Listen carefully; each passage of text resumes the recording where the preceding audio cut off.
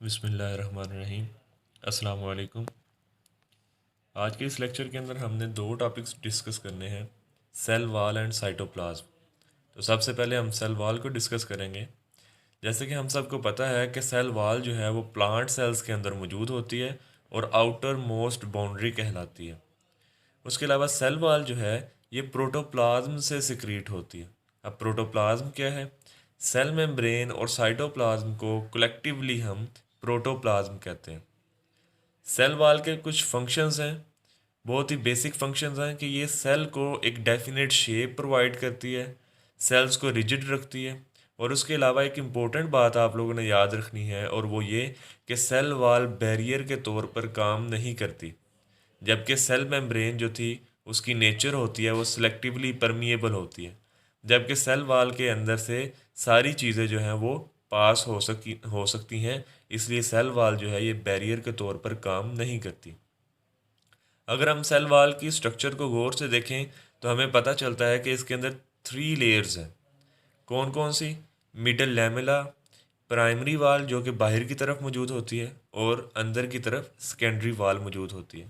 हम डायग्राम को अगर गौर से देखें तो हम ऑब्ज़र्व कर सकते हैं कि जो बाहर वाली वॉल है उसको हम प्राइमरी वॉल कहते हैं, जो अंदर वाली वॉल है उसको हम सेकेंडरी वॉल कहते हैं, और जो दो सेल्स की प्राइमरी वॉल के दरमियान में जो स्पेस होती है उसको हम मिडल लैमेला कहते हैं। अब प्राइमरी वॉल जो है इसको हम ट्रू वॉल भी कहते हैं, क्योंकि जैसे ही प्लांट सेल बनता है तो सबसे पहली वॉल यही बनती है, इसलिए इसको हम ट्रू वॉल कहते हैं। उसके अलावा इसके अंदर सेलुलोज होता है, हेमी सेलुलोज होता है, और पेक्टिन की डेपोजिशन होती है। सेलुलोज जो है वो क्रिस क्रॉस मैनर के अंदर जो है वो अरेंज होता है। सेकेंडरी वॉल को अगर हम देखते हैं तो ये कंपैरेटिवली थिक भी है और रिजिड भी है। क्यों? क्योंकि इसके अंदर साल्ट्स, सिलिका, वैक्सीज, क्यूटिन और लिग्निन वगैरह की डिपोजिशन होती है। मिडिल लैमेला, जैसा कि पहले बताया कि दो प्राइमरी वॉल्स के दरमियान में जो स्पेस होगी उसको हम मिडिल लैमेला कहते हैं, और बेसिकली ये दोनों सेल्स को आपस में बाइंड करवा के रखती है, जोड़ के रखती है। अब प्रोकैरियोटिक सेल वॉल को अगर हम देखते हैं, मतलब बैक्टीरिया वगैरह, तो उनके अंदर जो स्ट्रेंथनिंग केमिकल है या स्ट्रेंथनिंग एलिमेंट जो होता है वो पेप्टिडोग्लाइकेन या म्यूरेन होता है। जबकि फंगल सेल वॉल को हम देखते हैं तो उसके अंदर काइटिन मौजूद होती है। और प्लांट सेल वॉल का हम पढ़ चुके हैं कि जो मेन कंपोनेंट होता है प्लांट सेल वॉल का वो सेलुलोज होता है। नेक्स्ट जो है वो है साइटोप्लाज्म। प्रोटोप्लाज्म को अगर हम देखते हैं या डिफाइन करते हैं तो हमें पता चलता है कि न्यूक्लियस और साइटोप्लाज्म को हम कलेक्टिवली कहते हैं प्रोटोप्लाज्म। और जब हम साइटोप्लाज्म को देखते हैं तो हमें पता चलता है कि उसके अंदर जो है वो 3 चीज़ें मौजूद हैं: साइटोसोल, इंक्लूजन्स और ऑर्गेनेलिस। इंक्लूजन्स कहते हैं अजाफी चीज़ों को। बेसिकली तो ऑर्गेनेलिस मौजूद होती हैं जिसके अंदर सारी ऑर्गेनेलिस आ जाएंगी, vacuoles, plastid, endoplasmic reticulum, nucleus, mitochondria, सारी ऑर्गेनेलिस होंगी। और उसके अलावा जो अजाफी चीज़ें हैं वो हैं जी वेस्ट प्रोडक्ट्स या स्टोरेज प्रोडक्ट्स। उसके साथ साथ साइटोसोल भी मौजूद होती है। अब साइटोसोल क्या है? ये सोलूबल पार्ट ऑफ साइटोप्लाज्म है जिसके अंदर 90% जो है वो वाटर मौजूद होता है। और इसके अलावा क्योंकि ये सोलूबल है तो इसके अंदर स्मॉल मॉलिक्यूल्स, आयंस वगैरह भी सोलूबल होंगे और लार्ज मॉलिक्यूल्स भी सोलूबल होते हैं।